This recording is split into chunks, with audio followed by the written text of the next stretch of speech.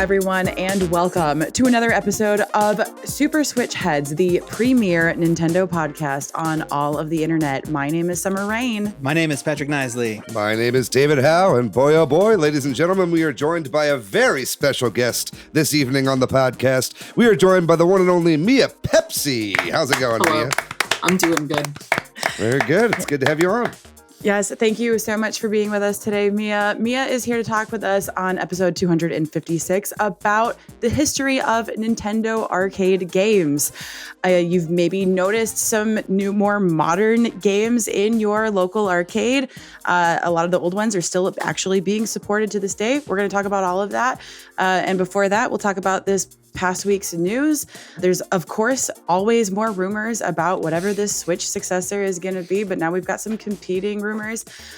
We have to talk about Stellar Blade. It's a whole controversy, depending on what you believe in, I guess. Also, the Paper Mario previews are live. We're, of course, going to talk about those. But before we get into all of that, how's everybody been doing for the past week? Pretty good. It's been a crazy past week for me. There's just been a lot going on. First of all, the whole reason for doing this episode in the first place is I went to Las Vegas this past Monday, so like a week ago. And my brother never really wanted to do any gambling, but he always wanted to play all the arcade games. So we stayed at Circus and we went to the Midway arcade area and we played the Luigi's Mansion arcade game and Mario Kart GP2 when we were there. And that got me thinking about arcade games. I had a really fun time out there. Saw the Beatles Cirque du Soleil show out there before it closed. I had a really nice time. Did Meow Wolf again. Matt would be very proud that I've gone to Meow Wolf twice now in Las Vegas. But yeah, since then, I contracted COVID as well. This is the second time I've had COVID, and the second time I've had COVID right after going to Las Vegas. So I don't know if there's a connection there, but maybe so. Just be the place to catch it. I think so. I mean, it's a big open air wet market of capitalism. Anyway, yeah. So if I lose energy halfway through the show, that's what's happening. But yeah, other than that, pretty good. Been watching a lot of TV in the meantime while my brain's been on fire. But what about y'all? How's y'all's week's been? It's been fine. I've also had a little bit. It's kind of funny because mine mirrors yours, but on such a smaller scale. I went camping. You went to Reno. I went to camping this past weekend. So I left camping. town. I left town and went and did a camping all weekend. We kind of had to bail early because the weather here. And I came back and I had a minor cold. And so I've been sleeping a lot the last couple of days. But the camping trip was good. And I think I'm actually a lot better after sleeping for a day and a half straight almost. So. Hell yeah. You got to teach me your ways, Patrick. I've never been a good sleeper. I don't know that I could teach. Patrick's masterclass on sleeping. Get that on the Patreon at the $10 level. Yeah, I would sign up. What about you, Summer? How was your week? Yeah. Well, I am making an excuse here because I wasn't on the podcast last week. So I'll talk about my past 2 weeks because I want to talk about how I went to Minnesota to go to VGM Con, aka the Video Game Music Convention out in Plymouth, Minnesota. It was really cool. It's not as large as MagFest, but it definitely has similar early MagFest vibes. Lots of great bands, lots of jam sessions. I felt really comfortable and welcome in the jam sessions as a singer. Got to jam and chat with the folks who run, if you're familiar with Nin Sheet Music. I didn't realize that they just had their 20th anniversary. They're basically a website for sheet music for video games, and they're kind of historically known for that. So I've been using them for probably 20 years since their inception. And it was really cool meeting some of those folks. Just overall had a really awesome time and also had a dose of open-aired capitalism because I went to the Mall of America. Not anything super exciting to report there. Just you said that phrasing and I was like, yes, I also partook in an open-aired capitalism. Yeah. Very cool. Wow. How about you, Mia? How was your week this past week? This past week has been pretty good. The week before, not as much. I crashed my car. Oh no. I did earlier this week get a new car, so that's Hey. pretty cool. I got a 2004 Mazda 6. I say new, even though it's 20 years old, but it's new to me. So, I basically live inside an open air capitalism because for those of you who don't know me, I'm an arcade technician, so I'm constantly around people spending way more money than they intend to spend. Okay. Well, last week we did an episode on handheld gaming and handhelds, and we got a lot of really great comments. I wanted to shout out some people over on our Discord first. We had a really great discussion, and people like posting pictures of all their various handhelds and stuff. So over there, Medium Quality, Steve Irwin, Cool Uncle Vince, Swampy Southpaw, Karu Seta, and the Huge 27 were all part of that great conversation. Over on the YouTube channel, we got a few comments from Record2, Poopin' Games crew reporting in, love me a poopin' game, when we were talking about how handhelds can fill that niche. Real Tomato said, still grateful for my friend Megan, who had 3 Game Boy Colors, gave me her pink one, as well as a copy of Pokemon Yellow, Link's Awakening, and a Game Shark, which changed Real Tomato's life. Thank you for that. And then Carrot said they're notoriously a docked-only Switch person, but do love a good handheld. They have modded PSP, modded Vita, soon to be modded 3DS, and a DS Lite with an R4 card that plays more than all the others combined. And also, as we do know, Carosetta also does a lot of hardware modding, in particular handhelds like Game Boys and GBAs.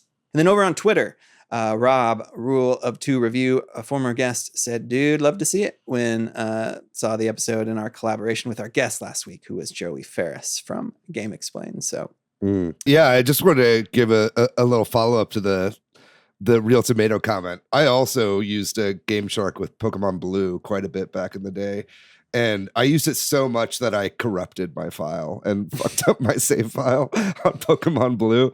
And I remember being so gutted. I think that was maybe the most depressed I'd ever been up to that point, because I was like 9, you know what I mean? That was like, I've gotten way sadder since then, but it was like at the time, don't worry guys, I've gotten sad before. But then because I had a Game Shark, it was like, man, fuck it. And I basically got back up to 151 Pokemon again. Or maybe it was, I don't know. It was a combination of that and Missing No. I spoofed the shit out of my Pokemon game, so I was cruising for a bruising at that point. Yeah.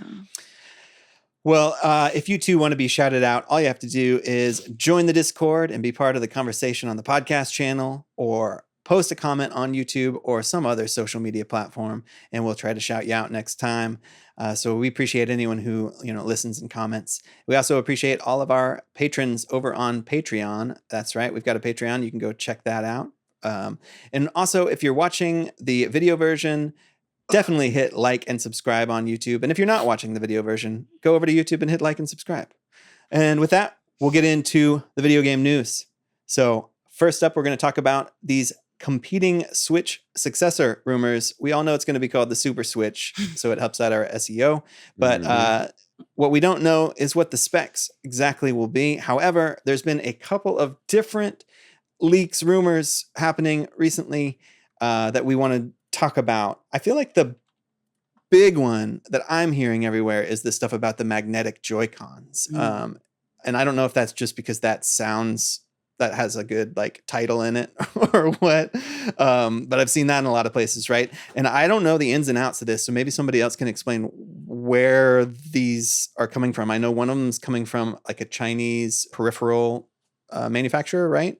I know one is basically said, the one that has the rumor with the magnetic Joy-Cons that are going to connect basically has a couple different things in there. I think one of the interesting ones that they said was that they weren't able to see the Switch successor, but they were able to feel it inside a box.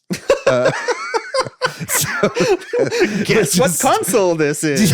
Yeah, which just reminds me of Dune. I've been watching too much Dune recently, so I guess just pain is in the box. But yeah, I don't know exactly which one was which, but a lot of what we're hearing though has been kind of backed up by Puro, who chimed in for some of this. If you aren't aware of Puro, he is a famous bird on Twitter that basically nails Nintendo leaks every single time, has almost a perfect track record. And he didn't come out and say that this is all verified, but did corroborate that these were the same sorts of things that he was hearing.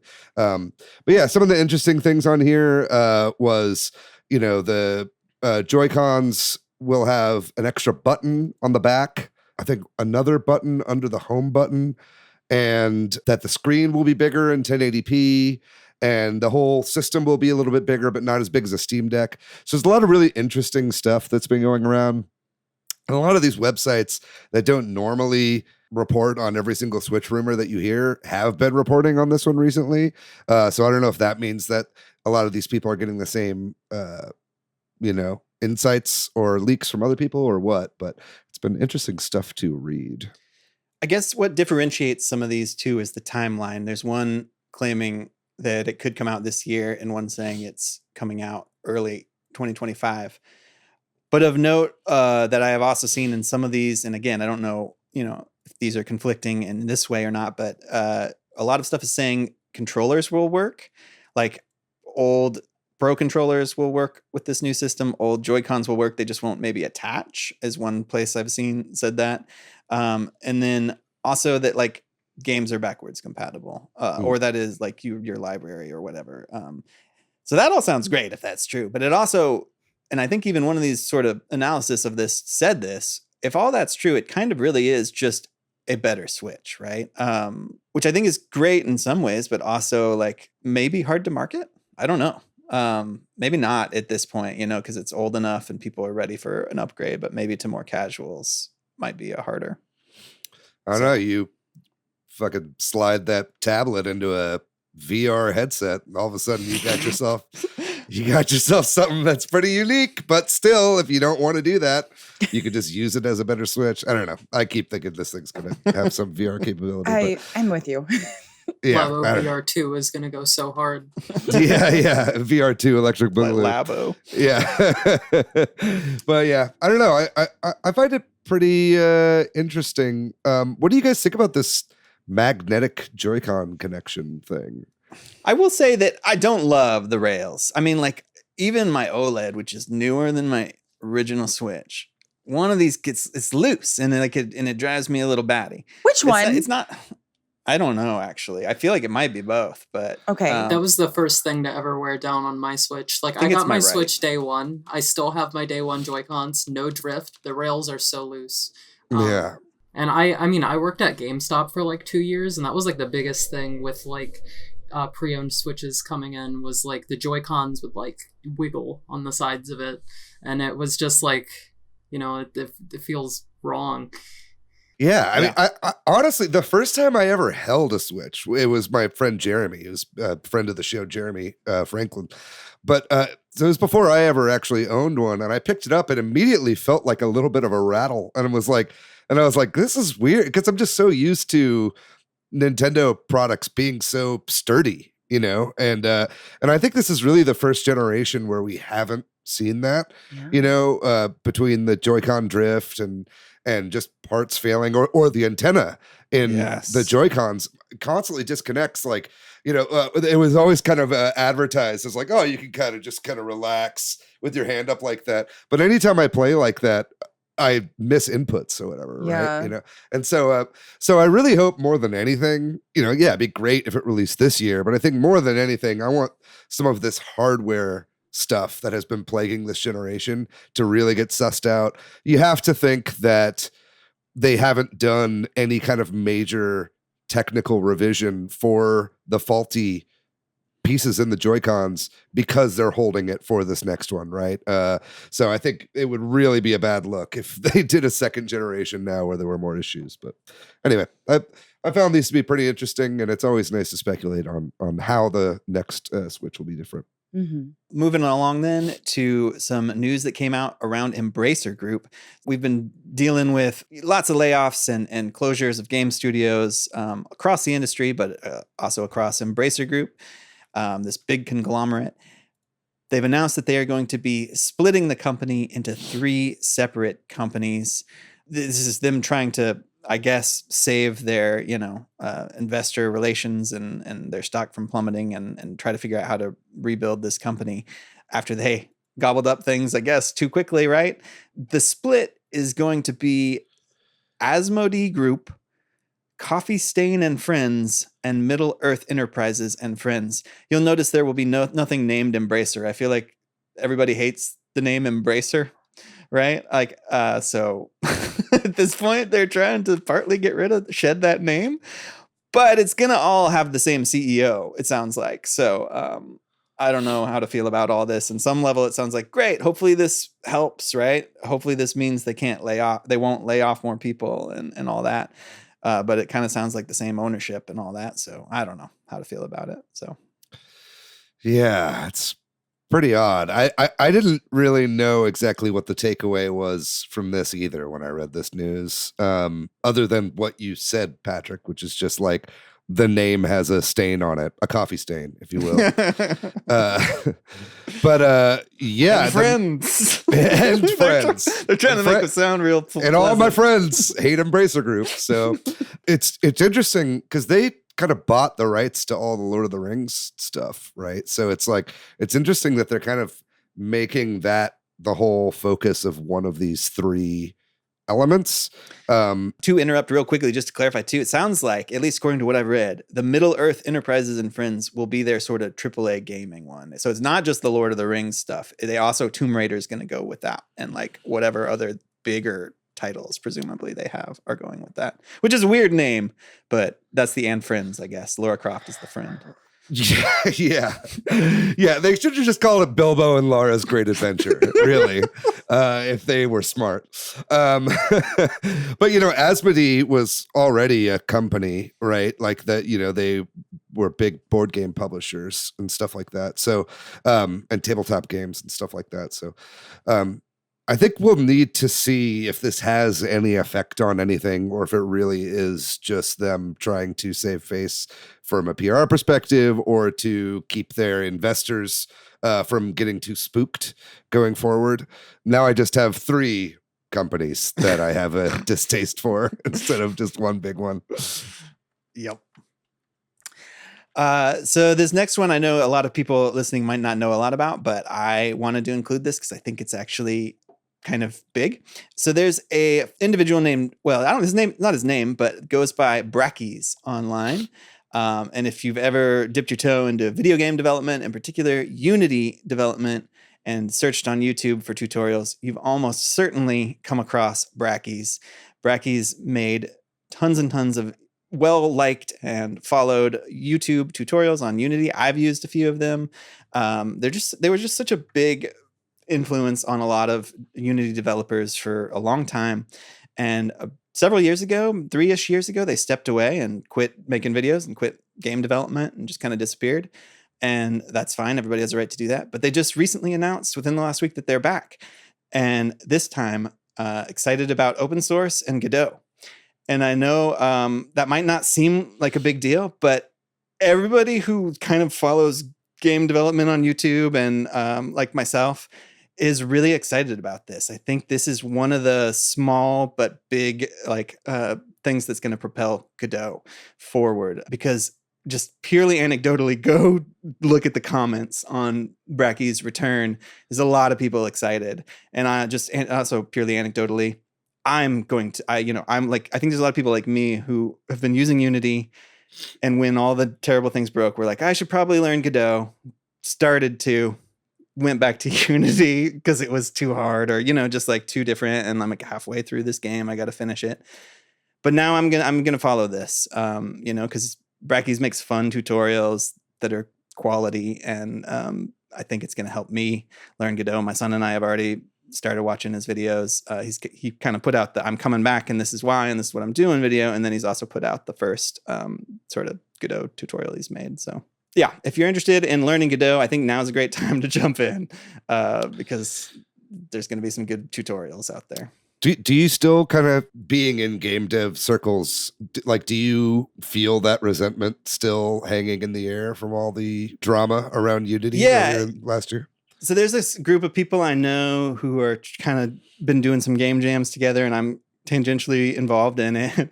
And they made a couple of games in RenPy, and they were going to make a game in the next engine. And it came up and people were like, oh, well, maybe Patrick could help us learn Unity. And then there's a lot of people like, I don't want to get involved in Unity, So I think there still is some of that. And it's not as big. And I think for people like me, like where it's like, I've got all this code base now and I want to make a sequel, so it would be a lot easier to stay. Hearing something like this makes me feel like, well, I'm going to explore Godot now. Even again, Look, I mean, I get it. I people often ask me what editing software to get into between like Premiere and DaVinci Resolve, and it's like I use Premiere, but it's like I usually just tell people get DaVinci Resolve because it's free. It's free. It's open source. Right? Isn't it's DaVinci like, yeah. Resolve open source? I don't know. It's not. So DaVinci Resolve is the free version, and then because DaVinci is paid version. Yeah, they're more known for color grading and stuff like that than actual hard editing, like nonlinear timelines. But it's like, not that this is a video editing podcast, but if I wasn't already so entrenched in the Premiere pipeline, and if I didn't have a fucking Creative Cloud subscription through my job, I'd probably be going with the free thing as well. And if you just if you can learn from the start on a free option that is going to be free forever, that's probably the way to go. And then just get good at the free thing. And I think like, Blender is the sort of thing that's like talked about with Godot right now. Like Blender used to not be that, competitive, but over time it has become. And I think Godot with backing of people like Brackeys is going to get there sooner than later, We've switched to a 3D Blender pipeline at my job entirely, even though it's like they were using stuff for a long time. It's the free stuff is often just better too, Yeah. Anyway, we should do an episode on open source, I guess, at some point. But totally. We'll move on. To unfortunately, we're going to talk about Stellar Blade. I know we've talked about this a little bit, but maybe not a lot. My understanding with this game is that y'all jump in whenever, but this game has been lauded by the sort of anti-woke crowd as like, this is an anti-woke game. It's a Japanese developer, if I'm not mistaken. Korean developer. Okay. Yep. I know it's Eastern. Thank you for the correction. And so the main character is a very, what do you want? I don't know. Well endowed slash just like anime. Extremely high, I'll say Korean beauty standards. Yeah. Like we gotta, I'm sorry. I'm making that sure that we have that distinction because the games that people are trying to compare it to are still not good comparisons, in my opinion. So there is obviously a bit of controversy around, the main character being, I don't know, unrealistic body type or whatever, and all that, but and being then also applauded for that by this sort of community.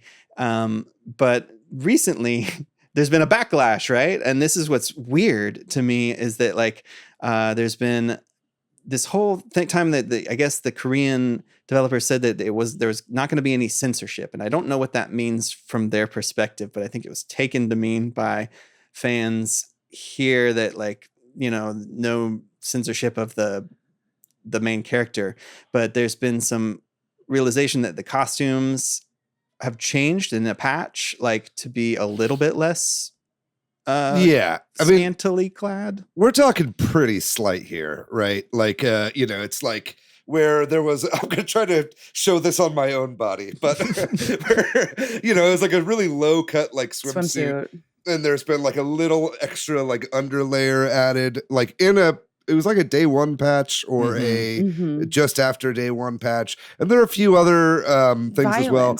Like is something that got patched. I think some violence. Violent. There's the whole vagina bones controversy, which I really don't want to get into. I will, because that one is actually not, from my understanding. It's just like different lighting comparisons. Like probably. I saw one comment just go ring, ring, ring, ring, ring, ring, ring, vagina bones. I haven't been able to get that out of my head. Thank you for sharing that. It in our head. That was really good. Yeah. But anyway, I mean, so at what point I kind of get it, like a lot of these fans are like really pissed off, and most of them are just gooners, right?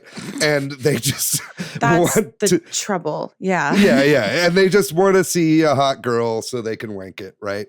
But at the same time, I kind of understand a little bit of their frustration in that, you know, I don't like censorship either. You know what I mean? And it's like, especially if this was something that was how it was advertised, it then changing in that way, in ways that are very clearly like the outfits they were all modified in order to be less revealing, right? So like I understand why people are upset about that. At the same time, though, it's like when you look at the differences of it, it's just like, this is such a silly thing. It really doesn't matter. My trouble with it is it's mobilizing the like very yikes, like capital G gamers TM I personally, I'll say it on this podcast, I cannot stand.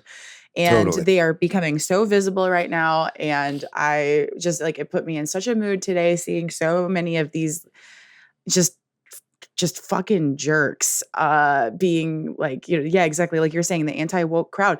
And I'm of an opinion that like games like this should exist. And the things that are being censored, it's dumb. It is so dumb that that they even censored it. And like, it's like you knew that there was going to be backlash like this. There's no way. Like we've gotten backlash over smaller things that have been censored. Sony has done this in the past with other games, but not other games that have been like as I guess anticipated as this one with, you know, the physics. So or games that already were like political flags. Sure. You know what I mean? Yeah. It was like, that's why I'm so surprised that this happened at all. Yeah. Because the like Gamergate crowd already had this game as a like, this is our thing. Right. You know, it's like whenever Sydney Sweeney showed up with like big breasts on SNL and they're like, wokeness is dead. We got it. And it was like, okay, whatever. That's so stupid, obviously. It's so frustrating. Like, let I just women don't know exist, why I guess, you know, that's my other thing. It's like,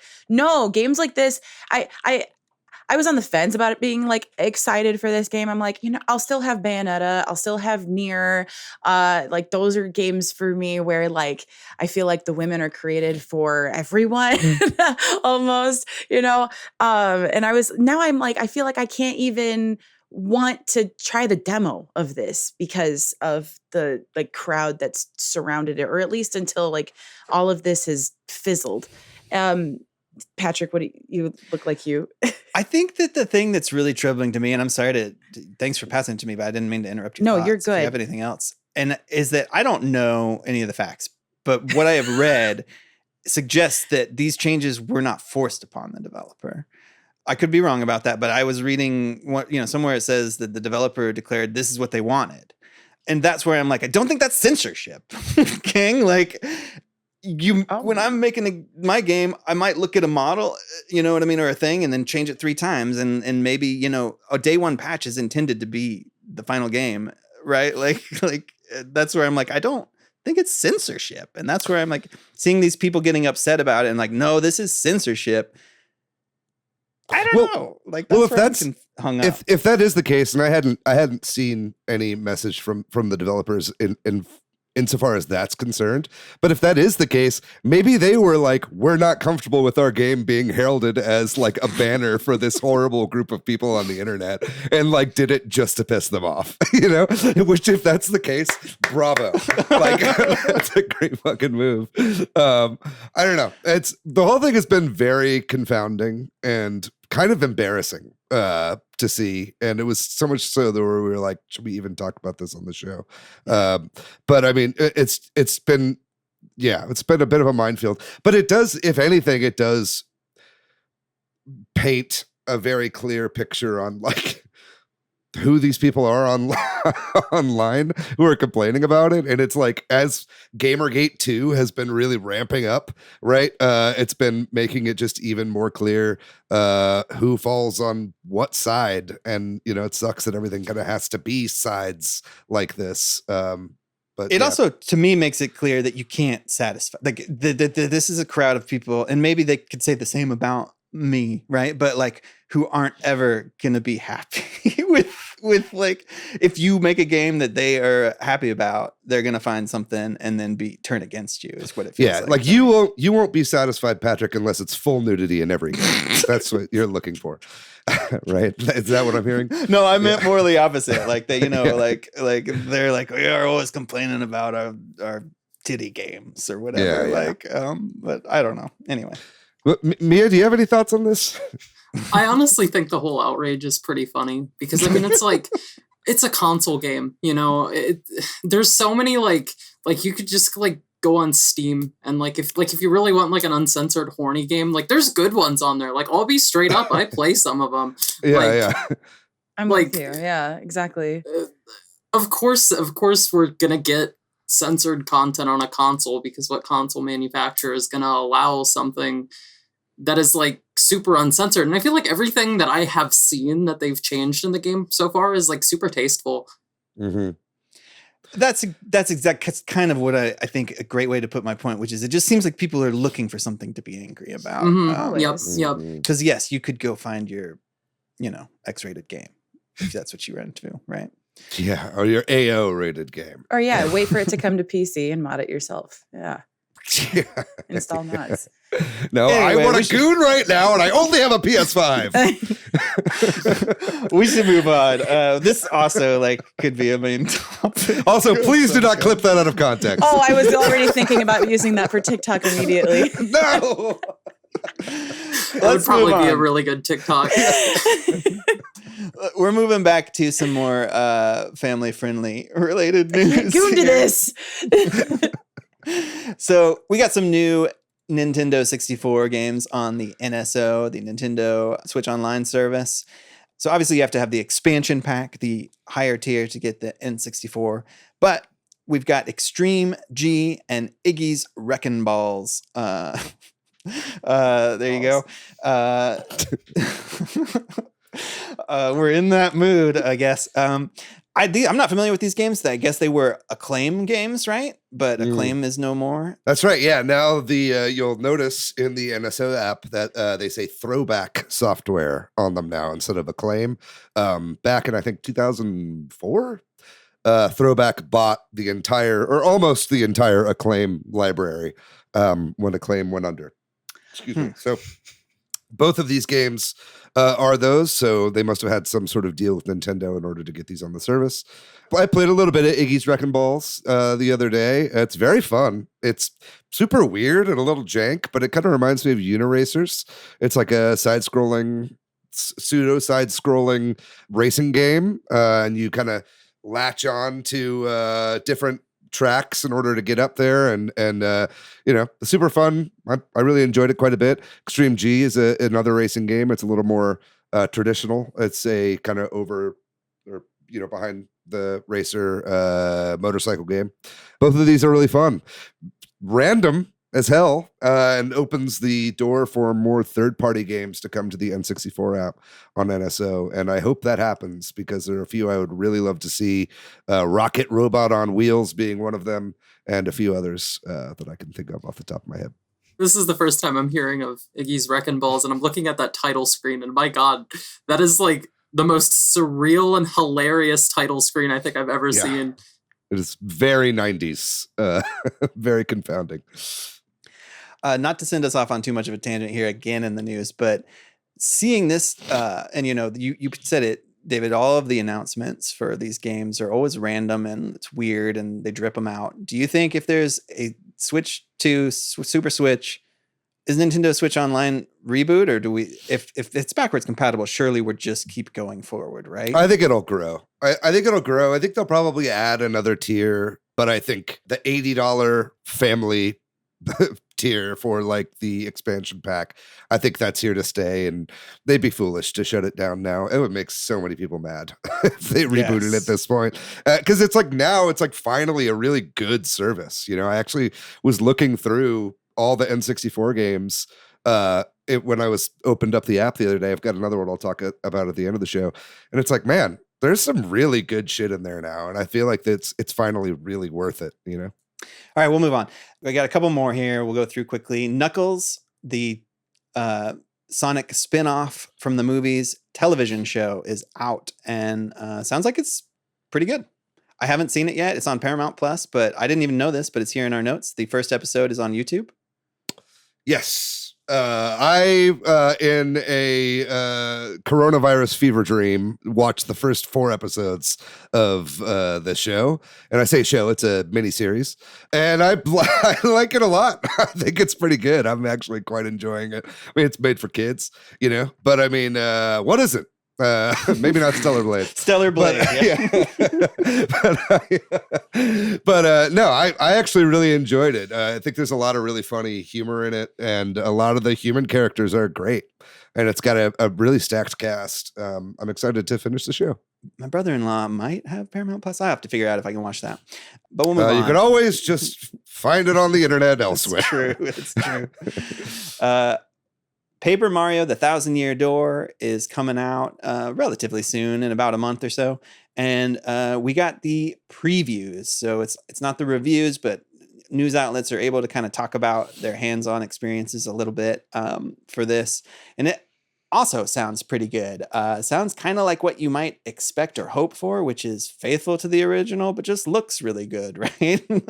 That's what I kind of took away from a sort of quick roundup of the previews that I glanced over. I don't know if anybody else looked more deeply into any previews or has any thoughts on this, but I mean, I'm kind of trying to stay pretty fresh on this because I actually haven't played the original game. Mhm. So I'm sort of I know I'm going to play it when it comes out. So I think I'm good. I think the one kind of major takeaway that I've seen that is kind of more of a negative, or is maybe not a negative, but just like is it is 30 FPS where the game originally ran at 60 FPS. I know that is a really big deal to a lot of people.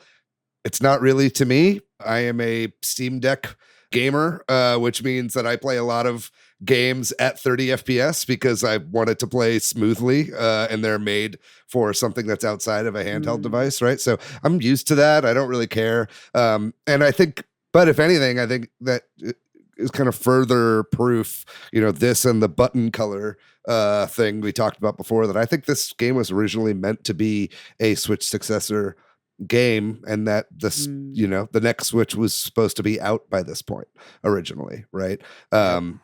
We saw the same thing with Princess Peach Showtime. That game has really bad performance problems. I don't think would have been a problem on the successor, and this as well. It just seems like something that kind of makes a lot of sense. But yeah, it seems like there's a lot of quality of life stuff. There's fast travel that they've added. There is, I think, Save Anywhere. You can have the updated soundtrack and the original soundtrack.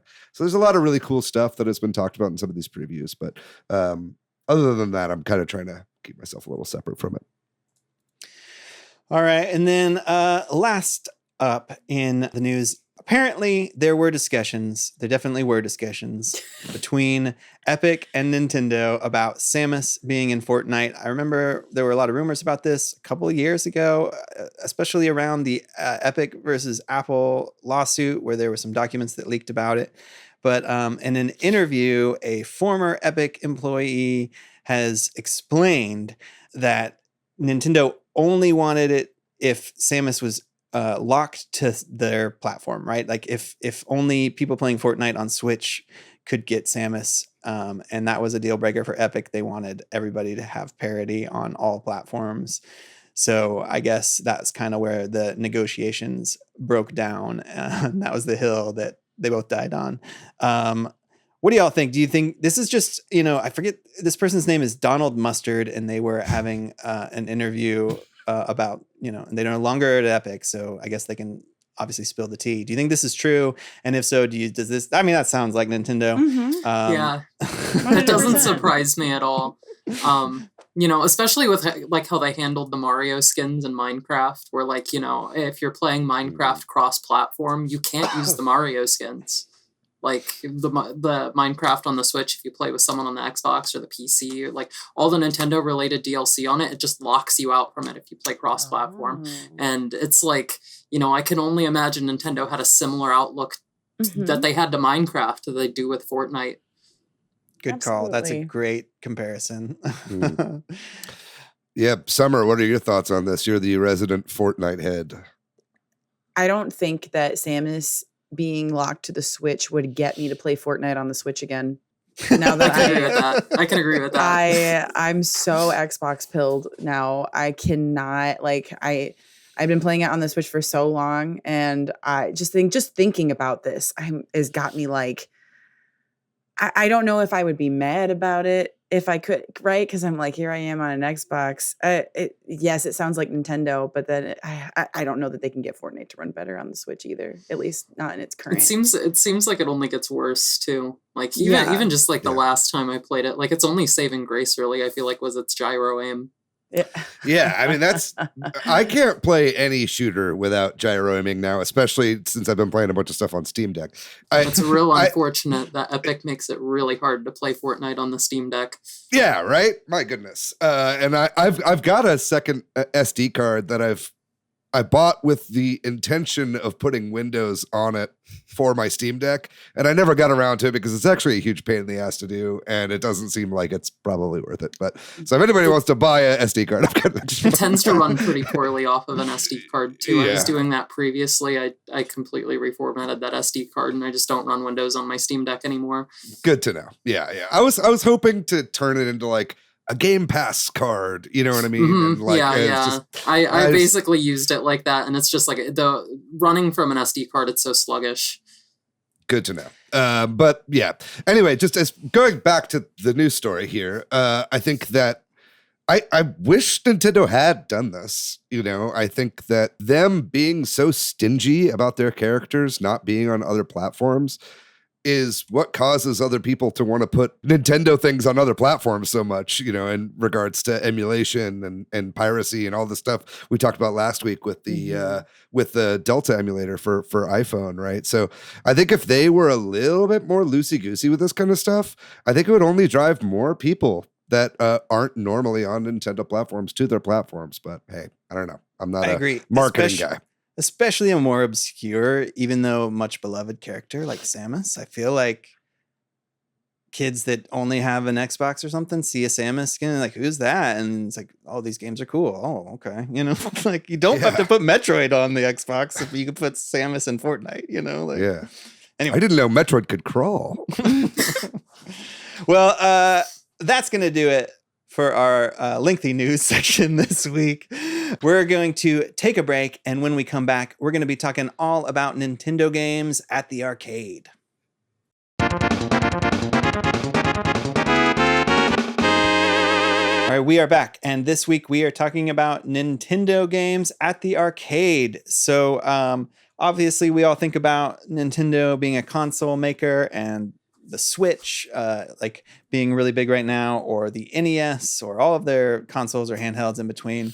But throughout the history of Nintendo being involved in video games, and perhaps the inspiration for Nintendo being involved in video games, is arcade experiences have kind of gone alongside. Some of the characters started there, and Nintendo continues to make arcade games, or has continued to in the modern era, right? As David talked about in his with you know, a little bit of a dip, and we'll get into that. So I think we're going to talk about the history of it sort of loosely. We won't talk about every game that Nintendo has made for the arcade, or even maybe most of them, but maybe some of the more notable ones and kind of the eras of it. So I know that just like maybe we can open up for just sort of personal reflections and that sort of thing, and then get into the history. I don't know. I think about Mario Bros, the not Super Mario Bros, right? Like, but Mario Bros, the classic. I have fond memories of me and my brothers being very young at like a pizza place playing Mario Bros, and you know, going through quarters. That's the one that really stands out for me as a kid. I've spent a lot of time at the arcade as like an older kid, but I think I was playing like Street Fighter and stuff, you know. I think it'd be cool for us to do an arcade episode more broadly, but we're kind of focusing on Nintendo arcade, right? So no, after this, no more arcade stuff. This is the only thing we can ever do. But what about y'all? Do y'all have... go away forever? yeah. Mia will disappear.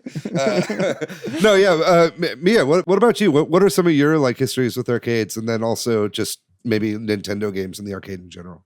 A lot of my like younger arcade experiences weren't like actually at arcades, because like when I was like a kid, my mom kind of didn't want me to like go to too many arcades because she was like afraid of me getting sick. So I really kind of got into arcade games more through like playing them at like movie theaters and like shopping malls. I remember having, you know, just like a handful of arcade games just like in their food courts and stuff like that. But, you know, as I got older and more independent, I started, you know, seeking out arcades and going to them myself.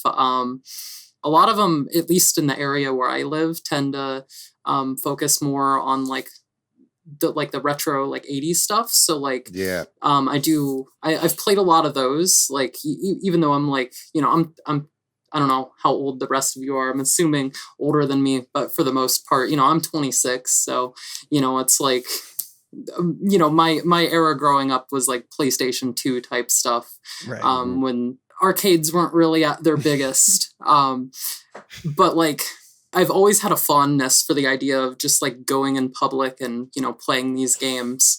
I mean, I agree. I've told this story, I think, on the show before, but it's like when I first came to Austin for the first time before I moved here, there was an arcade on the drag called Einstein's. And I went there and I played at it and I was like, God, this place is so fucking cool. I can't wait to move to Austin. And then by the time I moved to Austin, it had closed, you know? So it was like, okay, well, first of all, that's a good indication of what Austin was going to be like for the rest of my time living here. It's been changing ever since I've moved here. But it also is just like a bit of an indication of the arcade scene in general. And like you said, now there are a few big places, kind of like the arcade you work at, Mia, that are like big national mainstays. But I feel like there used to be a lot more smaller little arcades everywhere. And that's kind of a bit gone away. I feel like a lot of the ones that you see now are some kind of gimmick arcades, you know, like something like Cidercade comes to mind. We've got one of those here in Austin that is like, it's a brewery and it serves drinks and it's like a social club in addition to being an arcade, you know, something like that. And so, and then a lot of those tend to have a lot of the more old school stuff. And something that I found kind of interesting as I was researching this topic is that, you know, that Nintendo's output and the way that they've been represented in arcades also mirrors that pretty well, I think. You know, 100%. Yeah, they had a lot of stuff out there in the 80s and even really pretty much just into like the 80s, you know. It's like even in the 90s they pretty much stopped doing their own games, and then kind of the modern era we have marked here in our notes. You know, this is I came up with the classic era and modern era. That's not like there's no official way to label these, but you know, in the modern era that really kind of starts in 1994, and that is really when Nintendo started collaborating with other people instead of making their own games, right? Yeah. So that mirrors the way that kind of arcades have been going generally. I'd be like pretty hard pressed to say that Nintendo like even still makes the arcade games. Like, you know, obviously they have games in the arcade, but it's all, you know, it's like Raw Thrills made Cruisin' Blast, and it's like Bandai Namco makes the Mario Kart arcade games. Exactly.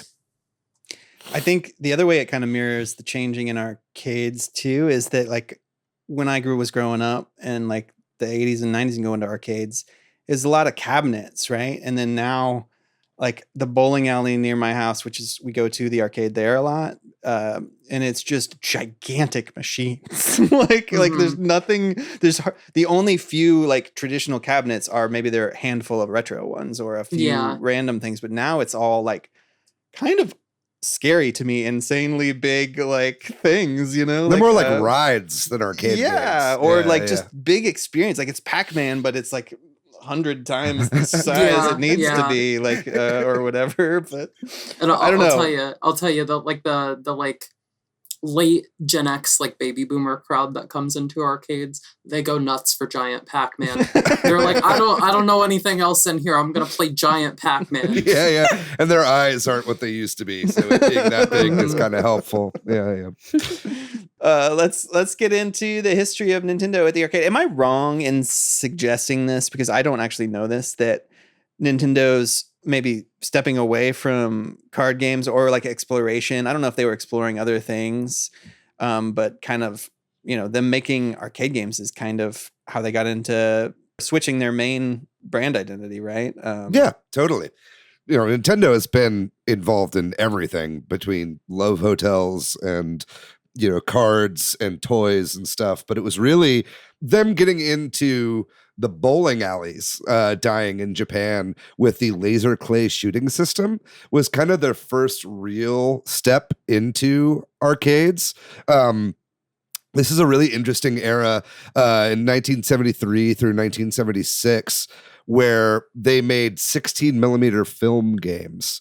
So they were all shooting games. I think they were done. I think Gunpei Yokoi was the person, he was the creator of the Game Boy, was one of the main visionaries behind this. But basically they would have, film projectors in the back of these cabinets that they would shoot film of these guys dressed up like cowboys, and then you would have to like draw really quickly in order to shoot them. And then if you draw and shoot quick enough, then it would play a different part of the film where the guy died or whatever, right? So there are a few games in here. The laser clay shooting system was like, that was basically just them trying to like fill spaces in bowling alleys because bowling alleys were like getting less popular in Japan at the time. I think that one's super interesting, right? Because it's obviously the first, but also like I think it immediately brings to mind Duck Hunt. And isn't there a clay shooting mode in Duck Hunt? And it just totally, yeah.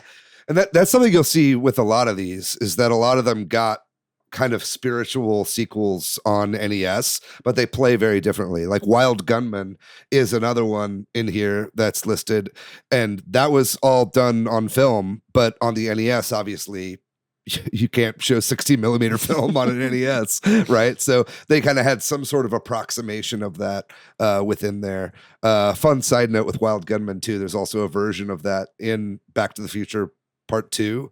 But that version of Wild Gunman never actually existed because it's like the NES version in arcades, which never really happened. But yeah, the whole Zapper and kind of their fascination with light guns was kind of Nintendo's start in the arcades. It's funny because now they're not violent at all, but they started with all just guns and shooting stuff. I'd love to see one of those like film games in person just to like try and figure out how they work. Like that's so insane to me. Like a film, probably multiple film reels, but like, interacting with your inputs is kind of an insane concept when you think about like linear media. Yeah, absolutely. And we've got a couple video links in the show notes here of some of these film stuff, but they're really, really hard to find. And I think that the machines themselves just break down incredibly easily, and especially imagine. Now that they're like 50 years old, it's very, very hard to find these. Sounds very mechanical and probably not enough preventative maintenance done on any of them. Yeah, no way. But it'd be great to see if anybody could ever preserve some of these film reels. Well, what about EVR Race? Because it sounds like that is regarded, at least by Nintendo, as the first video game or arcade or whatever, maybe because they consider those other ones, maybe they just don't want to think about them, or because of the mechanics of them were a little different. Yeah. EVR Race was basically a horse racing, kind of a gambling sim that they had in, arcade, or I don't even know if they were really arcades at the time. But it was like up to 6 people could play. You put in some coins and there'd be just like, some of it would be a video on a back screen and then the rest of it would be like little dots around. But basically it would just play out. And if the horse that you bet on won, then you would win. And that was essentially it. But this is pretty primitive stuff here. That I couldn't find any video of EVR Race on there. It was also using a proprietary like video format that was, it was like after film, but before electronic. It was like electronic video recording or something is like what it stood for. But it was a very interesting format. I think it's also interesting that in this era, and I think we can forgive them for this, but that like Nintendo made a lot of clones. Like we have next up on this list, breakout clones. And, given how proprietary Nintendo is and how much pride they put on their IP and not letting people clone their IP, that they had these sort of clones of not just breakout clones, right? They had some like, I don't know, was it other type of games like why am I blanking on Space Invaders and stuff like that too, right? Oh yeah, I mean everybody was making Space Invaders ripoffs at this time. Yeah, for all I know, Space Invaders isn't the original, right? I don't know actually, but Yeah. I'm actually not sure, but yeah, Block Fever, Monkey Magic, Bomb BN. These were just like a few of the breakout clones that Nintendo made back in the day. Yeah, I mean, a lot of their early stuff is all pretty derivative of other stuff that was coming out around the same time. Like a TV game 15 or whatever is like an assist trophy in Smash. Like that's just Pong, you know. Right. They were doing a lot of stuff like this. There's some games even on Game Boy, even as far as Game Boy, like Radar Mission is straight up just Battleship, but called Radar Mission, right?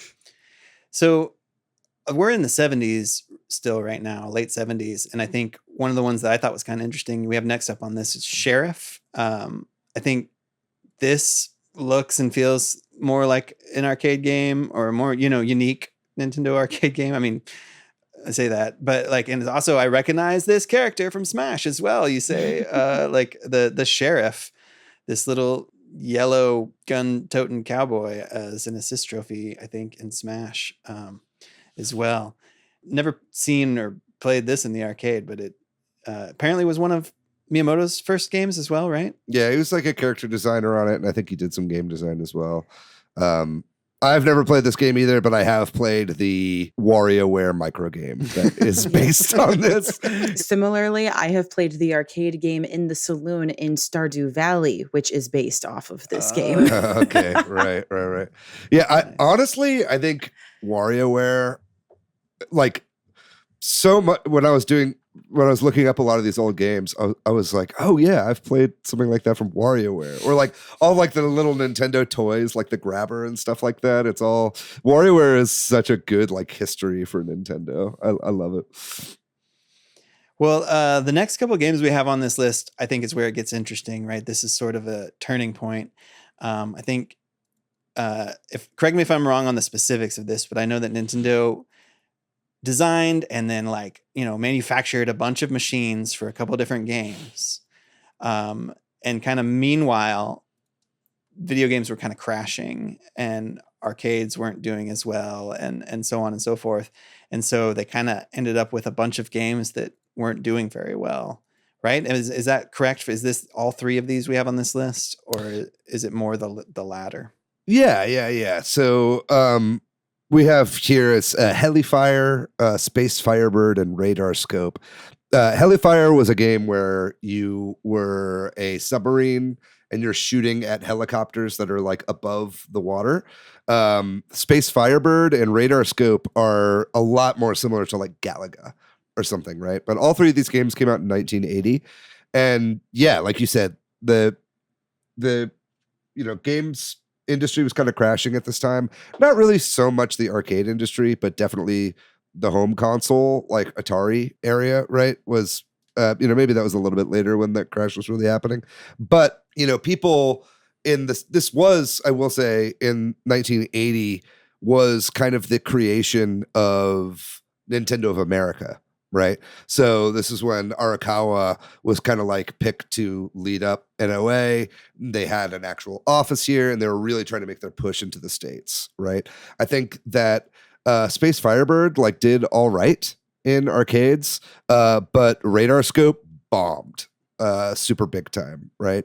And so because of that, they had a shit ton of cabinets just sitting around collecting dust of these Radar Scope cabinets. And that's when Nintendo of America was like, we got to do something with this, and tasked Miyamoto with coming up. It was actually going to be, I think, originally a redress of Radar Scope with kind of like an update of that game, but he ended up making a whole new game instead, which ended up being Donkey Kong. And then obviously that's what really put Nintendo on the map for the first time. Yeah, it's really fascinating that Donkey Kong was made in that condition, right? And it's from one of the videos I watched about this, sounded like maybe not even, he kind of like maybe wasn't even supposed to make a new game, like you said. I don't know, maybe he got approval or at some point, obviously, right along the way, but like that it was kind of not the plan in plan A or B, and then also that Donkey Kong was sort of like slapped on top of other cabinets, right? It was in with how big it turned out to be, and then spawned the major IP of Mario and Donkey Kong, right? Yeah, I mean, it's the birth of Mario, who is now, one of the most iconic like mascots on Earth, right? In case you didn't know. Yeah, ever heard of him? Anyone listening? But also, had multiple direct sequels as well, Donkey Kong Jr. and Donkey Kong 3. I actually watched a whole video on Donkey Kong 3 recently. It's a pretty fascinating game in and of itself because it kind of stars someone who isn't Mario or Jumpman, I suppose. Maybe I'm wrong, Mia. Is this kind of the era where maybe we start actually you could still find some of these cabinets? Oh yeah, definitely. In fact, in not where I currently live, but in my hometown, there's even like a little small arcade that has like an original Donkey Kong cabinet, Popeye, a couple others too. Can't quite think of them off the top of my head, but quite a few of the like Nintendo hard hitters of the era. And I've seen them in like quite a few different arcades, and I live in the Northeast Ohio area. So, like probably like a handful of them at least have Donkey Kong or Mario Bros. In fact, if you want to play those for free, if you're in the Cleveland area, 16-bit arcade, free play on like a bunch of classic Nintendo arcade games. Very nice. Good to know. Yeah, I do love a free play arcade or like a timed card or something like that. That's really nice.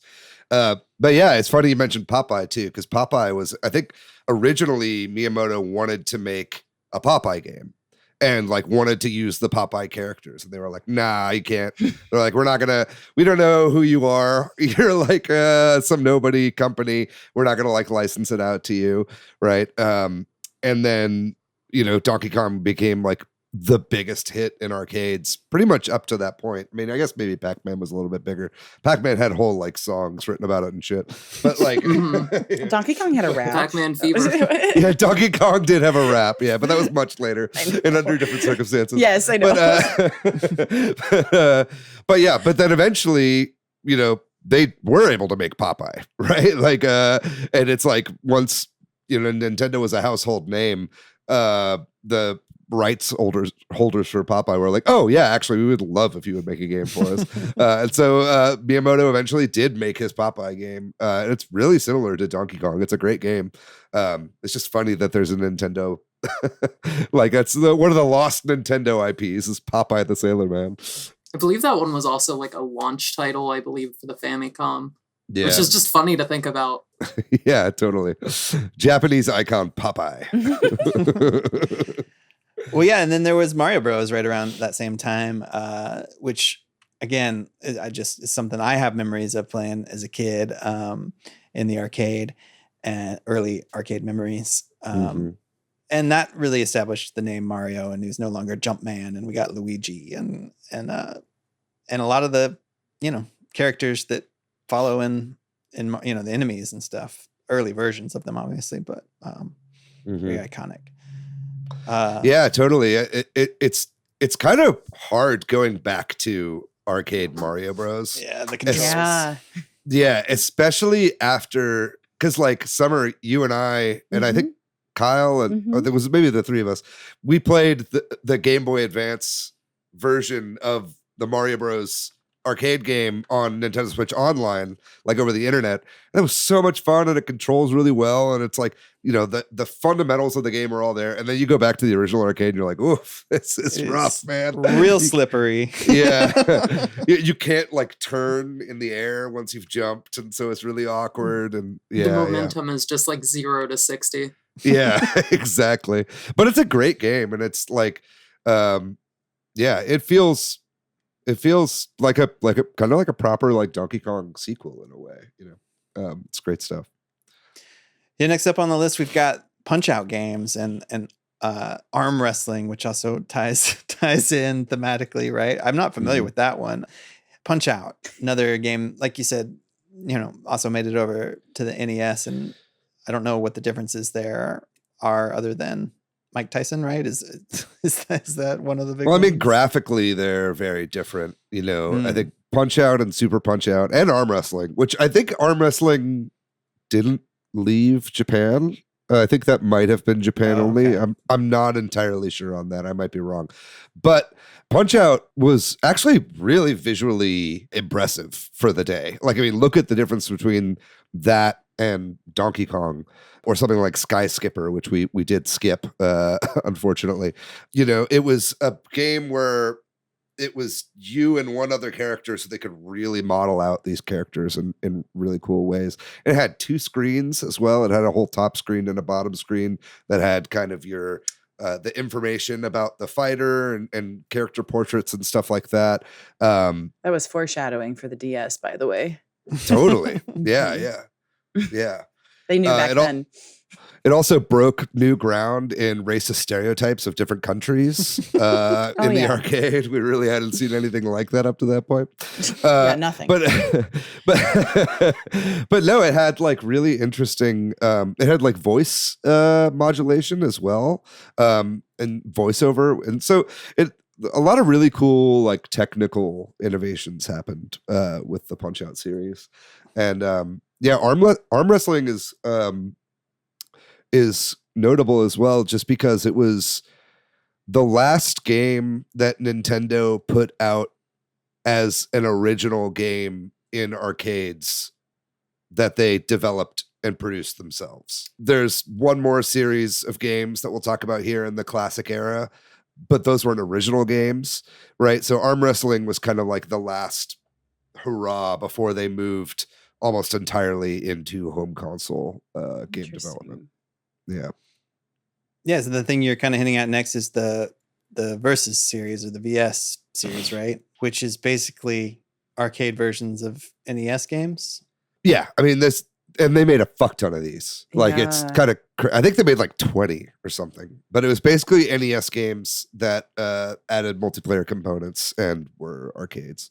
And these are interesting because, and not just the Versus series here, but a lot of these older games, and even some really obscure ones like Sky Skipper, are all on the Arcade Archives collection on the Switch. So if any of these games sound interesting to you, I really recommend looking some of these up on the eShop, because a lot of them are up there. I don't think all of them are, but like Versus Mario Brothers, for instance, you can find, and Versus Excite Bike, you can find on the eShop.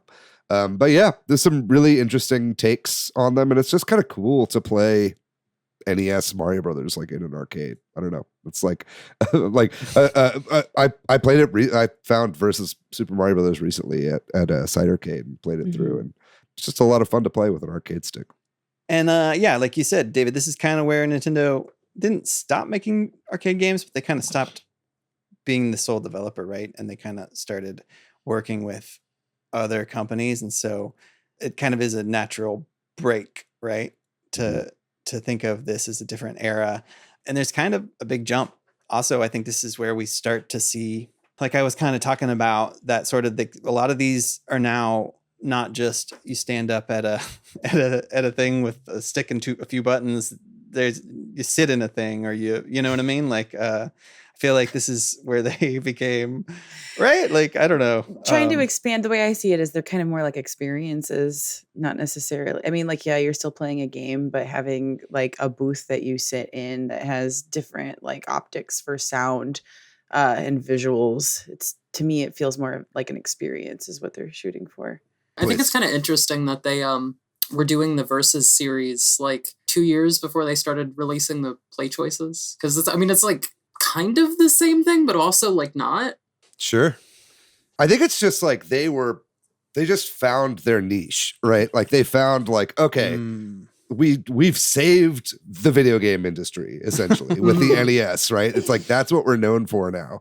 So let's see if we can take back over arcades again, right? And yeah, like you said, it's kind of like the era of re-releases and everything like that, right? But yeah, I think it's interesting too that them kind of getting back into arcades also kind of synced up around the time of 3D, their move to 3D. You know, Cruisin' USA was a launch game for the N64, and it was first an arcade game in 1994, which was a partnership with Midway for all the Cruisin' games up until the most recent, but we'll get to that later. And then, we had Killer Instinct, and that was a Super Nintendo game. But it's like, still, it was like arcades were kind of always seen, especially in this era, as like a place where you would have higher quality experiences, at least graphically, than you would get at home, you know? So like, I think Nintendo was putting a lot of their eggs in the basket of like the N64 and getting that research and development going. And so they're like, let's let everybody else work on Nintendo stuff in the arcades, and we're not going to focus on that anymore. You know, I think that's what I was trying to say. This gets to an era of a lot of games I've not played. Like, I feel like this is when I stopped going to arcades. And arcades kind of started to just, be less common. Obviously, they still exist, and they still exist now. But so like, I remember playing games like Killer Instinct, I think, at the arcade, but I more remember playing games like Killer Instinct at home. I don't have a lot of fondness for this era. I feel like a lot of the games from like this era are like kind of harder to come by too. Like in terms of like, just like even in general, like you go to a retro arcade and it's like they're either really retro or like they'll have something new mixed in there as well. Mm-hmm. Like I went to a retro arcade that had Street Fighter 4 and Street Fighter 2, but like nothing in between them. Yeah. Very interesting. Yeah, I don't know. I think one of them that is not hard to find are the cruising games. Like Cruising USA, Cruising World, Cruising Exotica. All three of those are made with Midway, like I said before. I feel like those were in like every fucking CC's Pizza. And, I was about to say pizza places. Nation. Yeah. It's like the sit-down racing games like that. And a lot of these you'll find in the modern era are racing games. And then you brought up Killer Instinct. Killer Instinct and Killer Instinct 2 were both made by Rare. So those are Rare games, but they were published by Nintendo because at the time, Nintendo had a huge partnership with Rare. I guess it was a 51% stake in the company, if I'm not mistaken. And both of those are pretty intense, intensely violent games, which is really interesting when you look at the whole controversy with Mortal Kombat and the Super Nintendo at the time. And then you look at like the Killer Instinct arcade cabinets that had Nintendo's logo splashed all over the side of them. And those are pretty bloody games. I don't know that they necessarily were on the Super Nintendo at home, but it seems like in arcades, Nintendo was a lot more lax with that kind of stuff. Yeah. You mean like the blood level and stuff like that? Yeah. On Killer Instinct on the Super Nintendo? Yeah. Man, I don't know. Or I don't remember. I definitely played the crap out of it at home, but I don't think I've ever actually even seen like a Killer Instinct arcade cabinet, like ever. Like I'm aware that they exist. Never once in my life have I seen a cabinet for one. Just to go back to Cruising World for a second, there was a very interesting ending to Cruising World. I don't know if you guys ever like beat that game in arcades, but I did once. If you play through all the levels in that game, what happens at the end is so fucking funny. But basically, your car is put in a spaceship and sent to the moon. And then when it lands on the moon, a flying saucer descends that reveals a hot tub. And inside the hot tub is President Bill Clinton. And he's like, forgive me, Hillary. And he's like got his arm around two women. In fact, one of them is Hillary Clinton and they're both in bikinis. And he's just like, don't inhale. And then like flies away. And it was just like, this is a Nintendo game? It's like, why is every racing game should have that ending? Should put that in like, Forza. Forza. Super realistic sim until the end, yeah. Yeah, why is this photorealistic Bill Clinton in this hot tub? I don't know. I just remember seeing that as a kid and being like, what the fuck is happening right now? I miss stuff like that. Me too. Yeah. More of that. We have up next on this list, and I'm really kind of curious about these games because I didn't play them, but like the F-Zero and Mario Kart, like or arcade games. Yeah. So you'll see here there was quite a big leap. Killer Instinct, I think the last one we've talked about was Cruising Exotica, which came out in 1999, and Killer Instinct 2 came out in 1996. F-Zero AX was Nintendo's first game in arcades in a while. This was 2003. And this was developed by Amusement Vision, the creators of Super Monkey Ball. A lot of those people have gone on to work for Sega in developing the Yakuza series or the Like a Dragon series, right? But F-Zero AX is notable for a few different reasons. So, this was the GameCube era now that we're in. And F-Zero AX was developed with the Triforce engine, which was basically a GameCube in an arcade cabinet. It was a lot of the same tech in there. And F-Zero GX and F-Zero AX came out at the same time. And F-Zero AX actually had really interesting compatibility with the GameCube in that it had a memory card slot on the machine. So you could take your F-Zero GX data and any custom ships or cars that you had made in that game, plug it into the arcade machine and play with them in the arcade, which was really, really cool. It also, AX had levels that were in GX, but the only way you could unlock them in GX is if you beat all the levels on master mode, which is like impossibly fucking hard, you know? So really the only way you could play these levels, unless you were some kind of savant, was to go to the arcade and play there.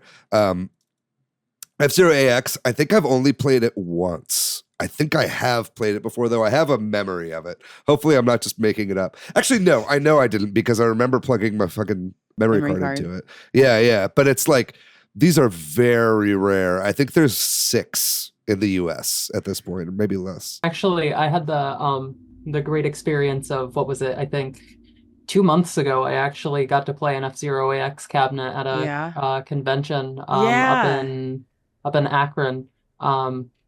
It was a really fun game, really fast. I was not expecting it to be that twitchy. I've never played GX before, but I have played AX, so that's like my whole experience with that, AX GX game is just the AX part.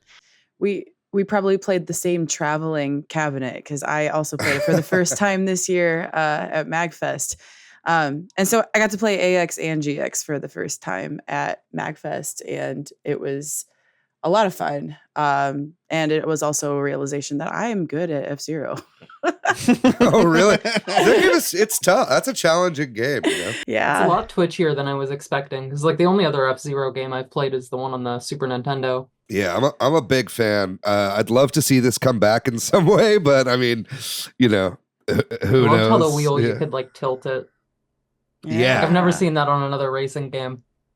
Yeah, I love any racing game that isn't just a normal steering wheel and pedals. Like I love the Star Wars Racer arcade with the 2 things that kind of go forward and back. Yeah, that was like always one of my favorites. I love any kind of like unique input method.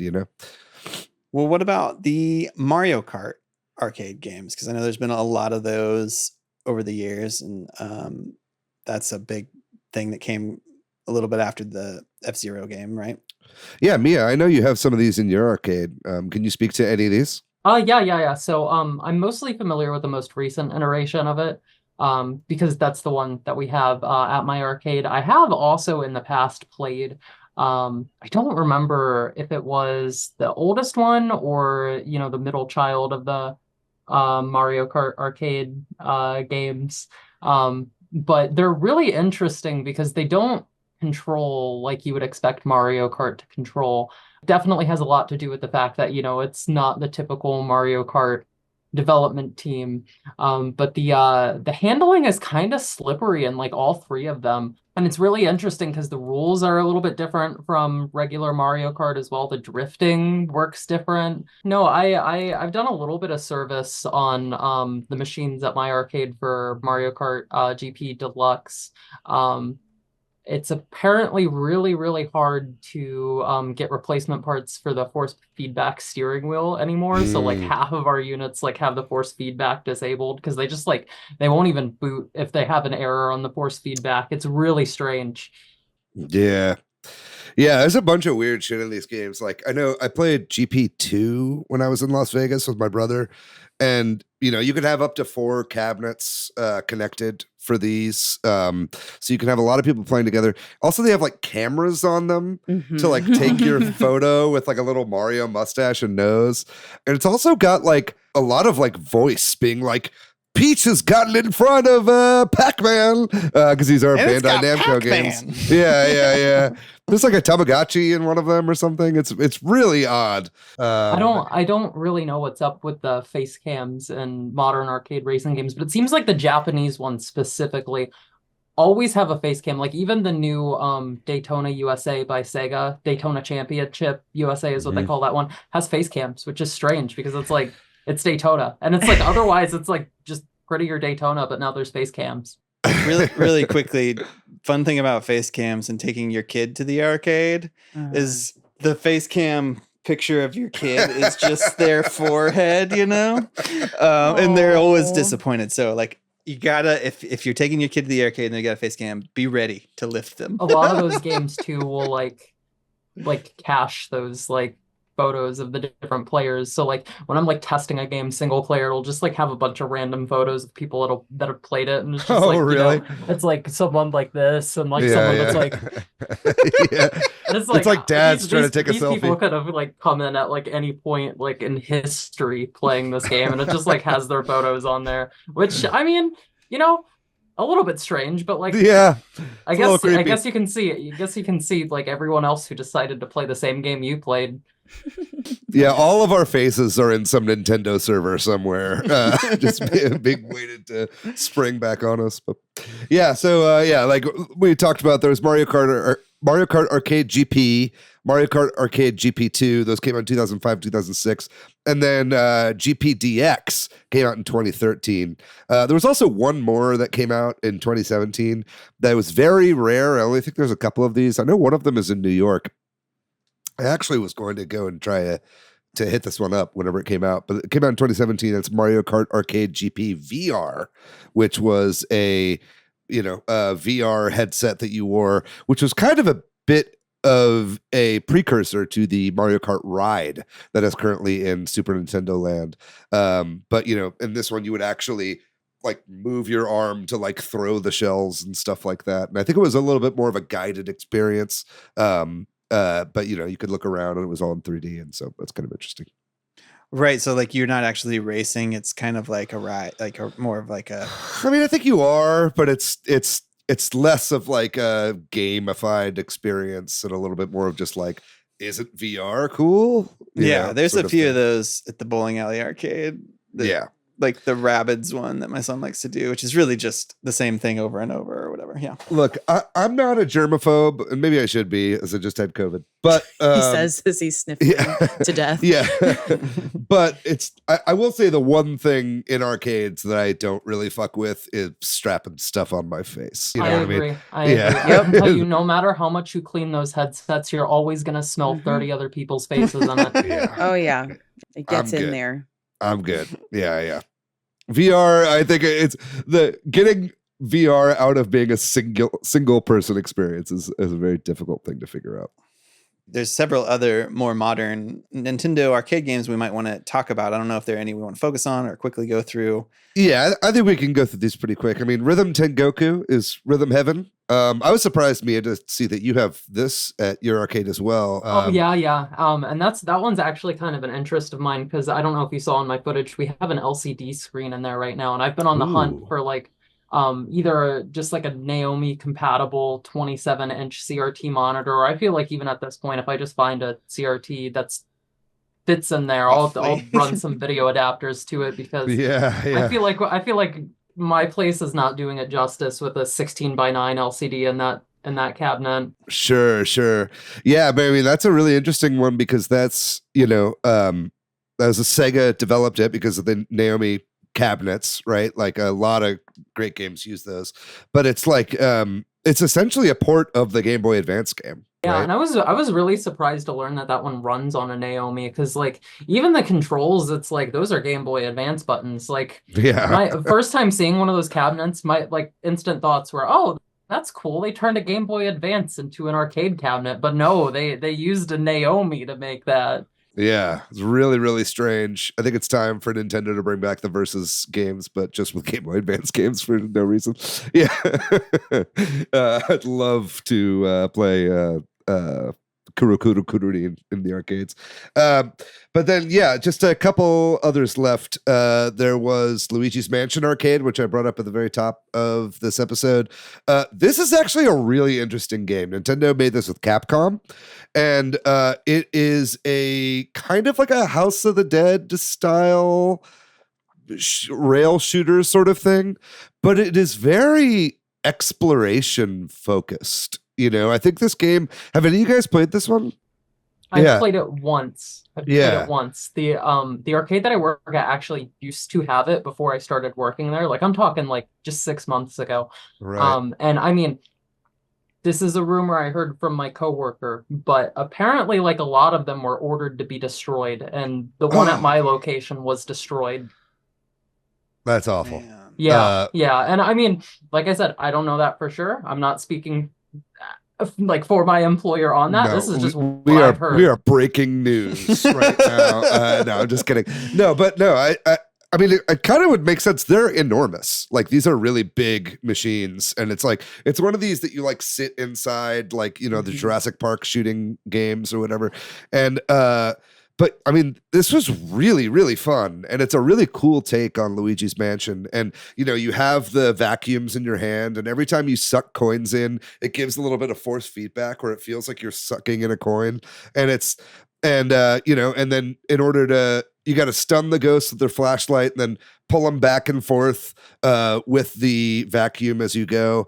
I don't know. I just had a ton of fun playing this, and it's kind of challenging too. You know. Oh yeah. Like I think with my brother, we played the first level and we like died a couple times, and eventually we were like, look, this is kind of wasting a bunch of money. We're going to go play some other games.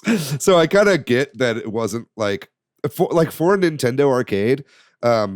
This one kind of like, it's really difficult, but it also kind of like feels the most Nintendo-y out of all of these games. You know, it feels the most like its own full game.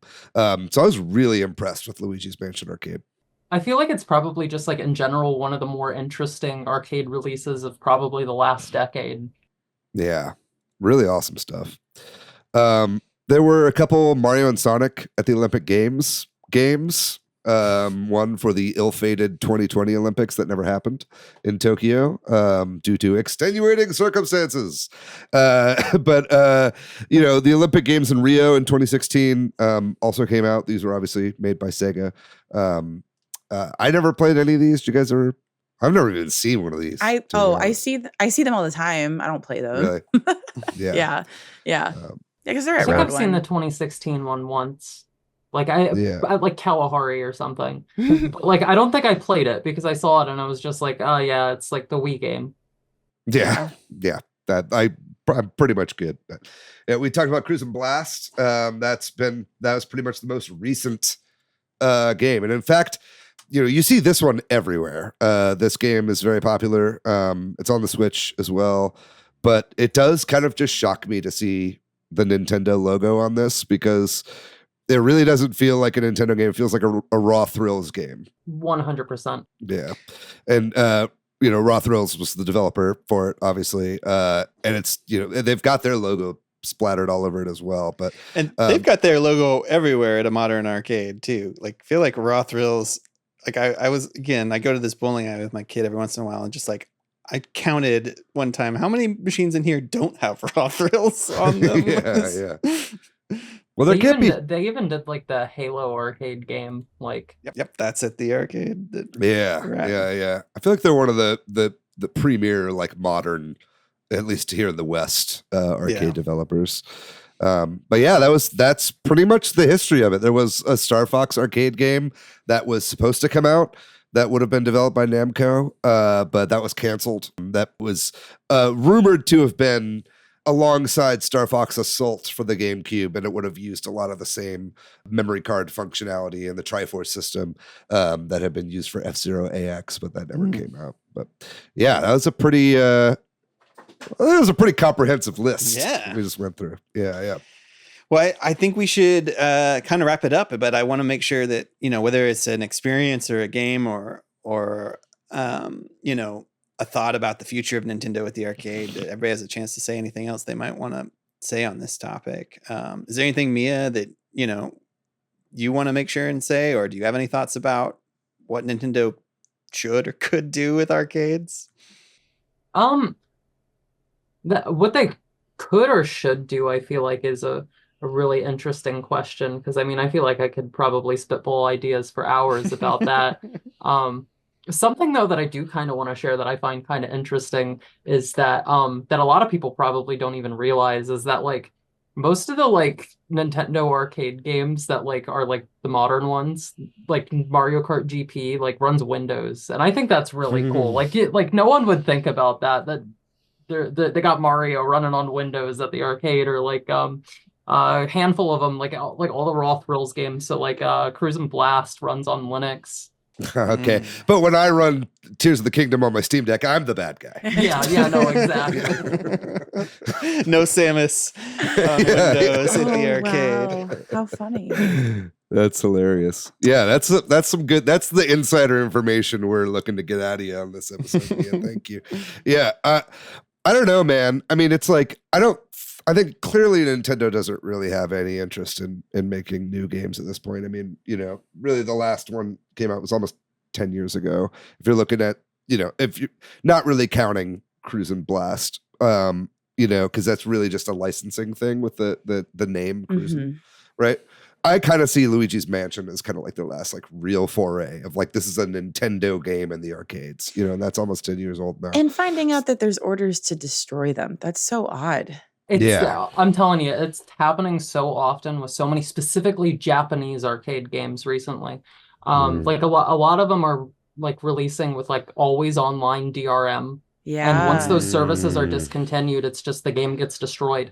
Which is so sad because it's like, these are games that have fan bases and people who would be willing to shell out thousands of dollars to have one of these machines in their home, and they just can't because they rely entirely on an always online service.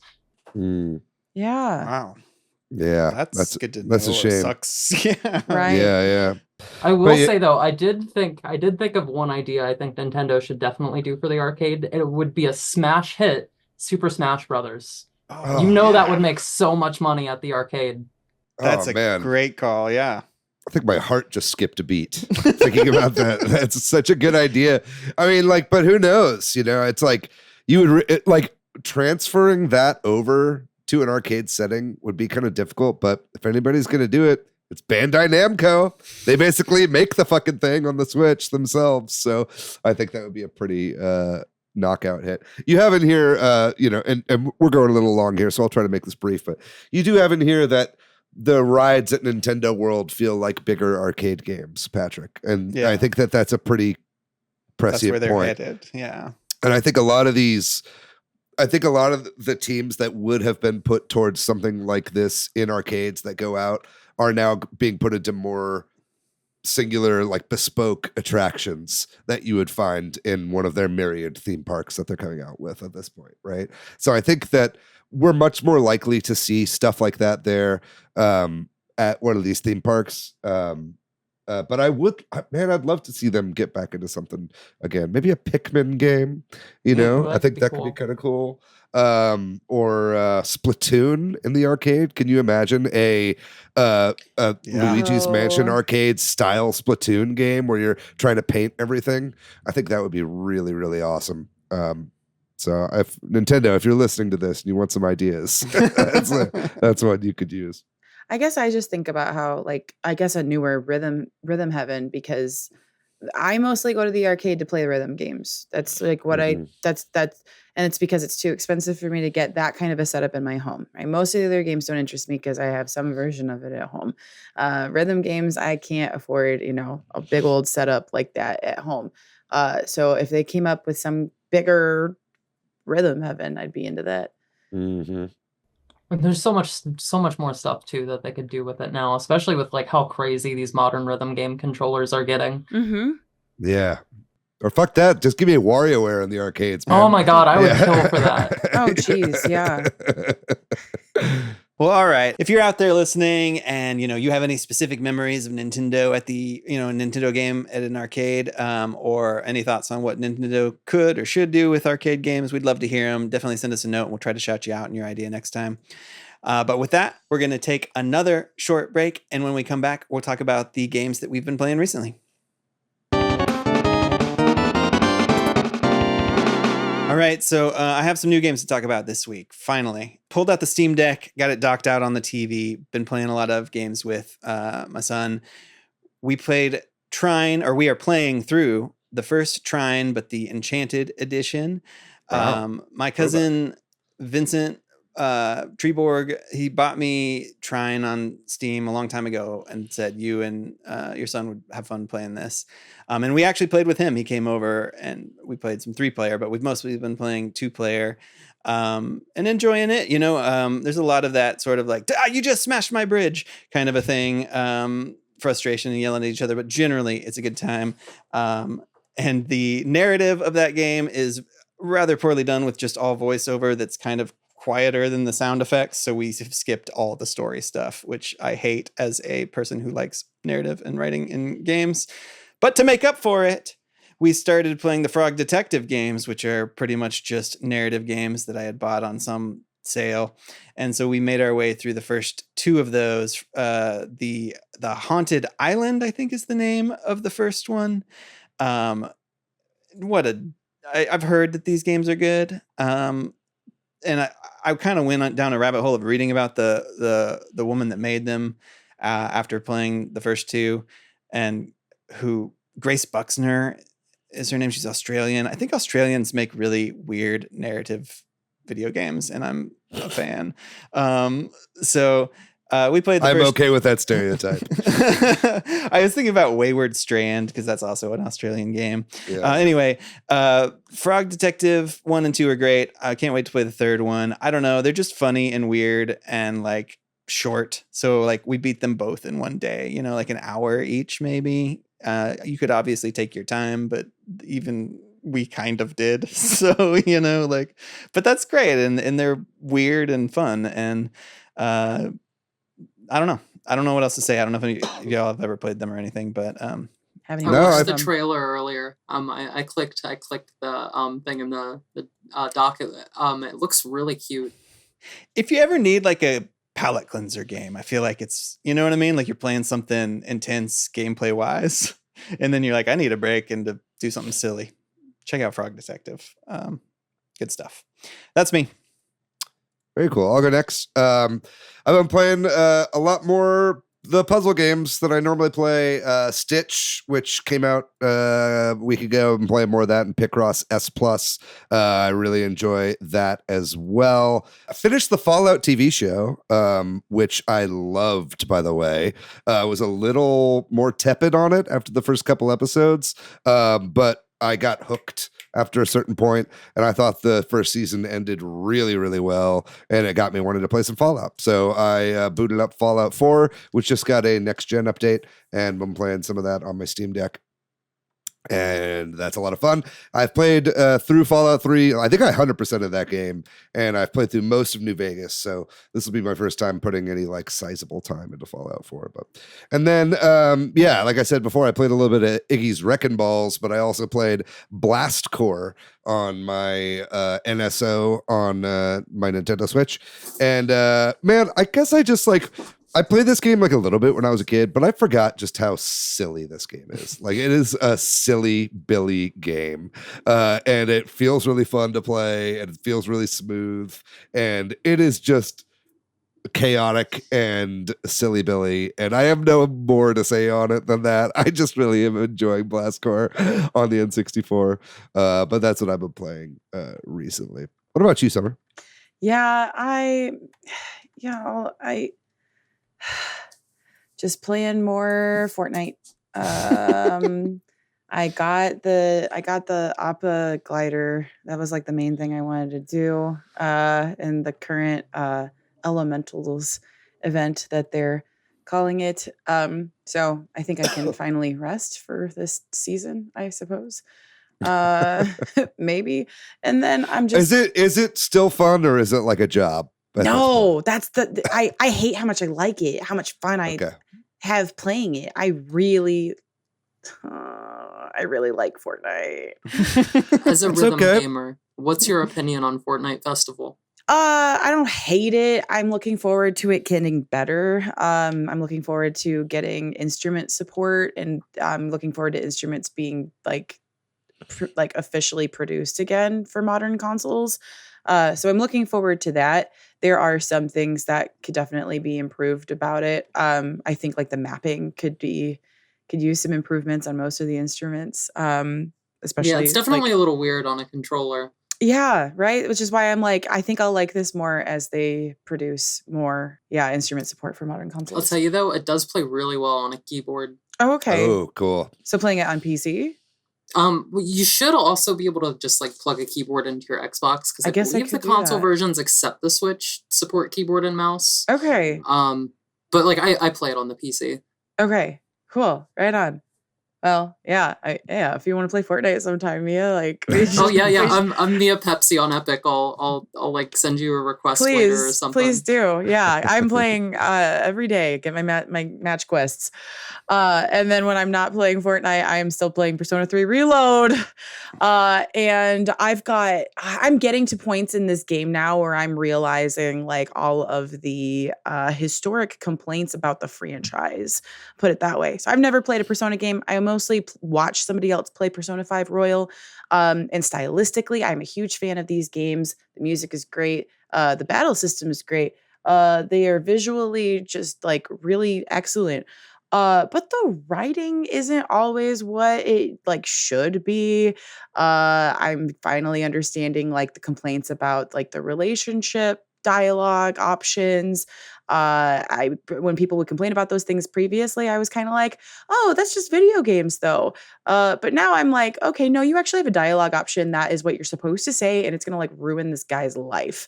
But that's what you're supposed to say. And I didn't realize that was like the level of this is what we're complaining about in some of these games. And I just had another interaction that was like, I get what this is doing for the plot, but do we really have to do like anytime there's like imagery of like, underage girls in the shower or just like even the mention of a shower, I'm like, I know what the purpose of this is and I hate it.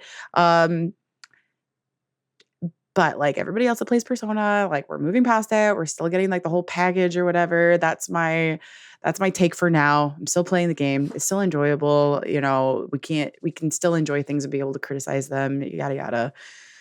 Mia, what are you playing?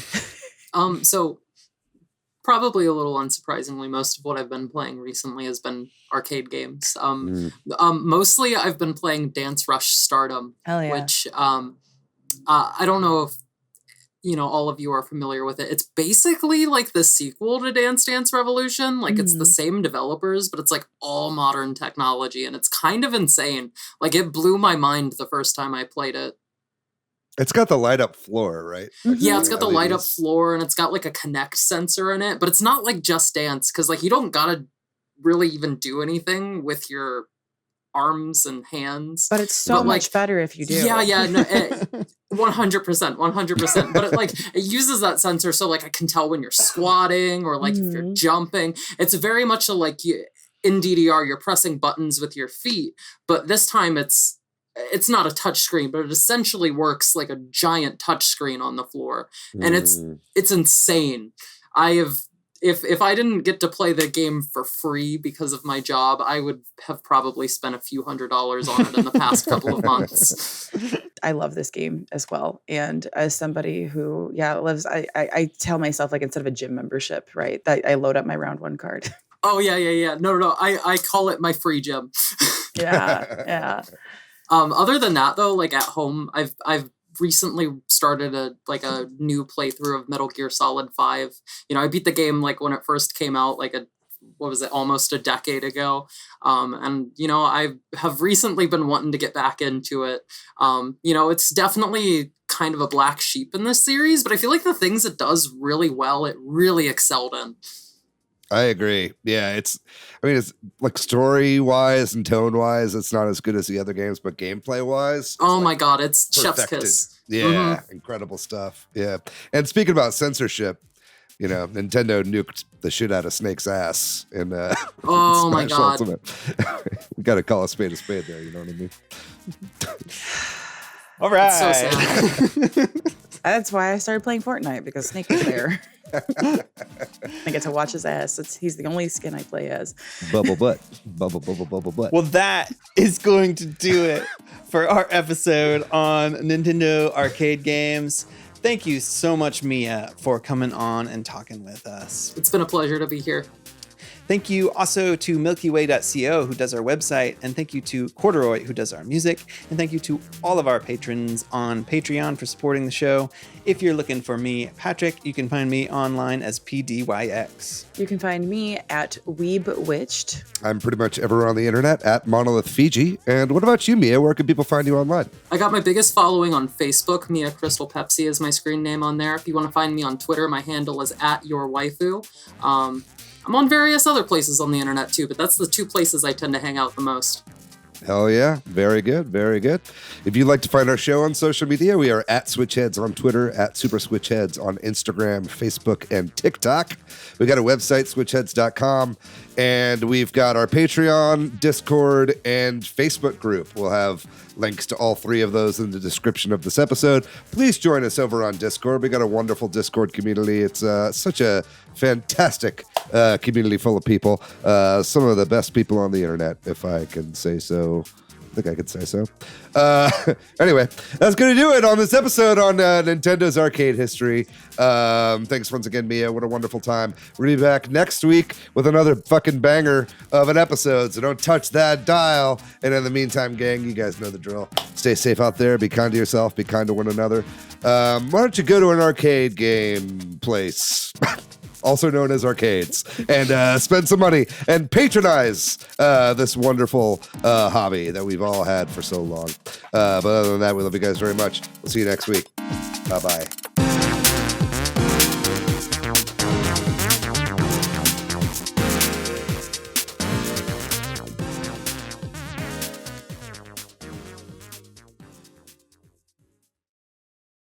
I want a goon right now, and I only have a PS5.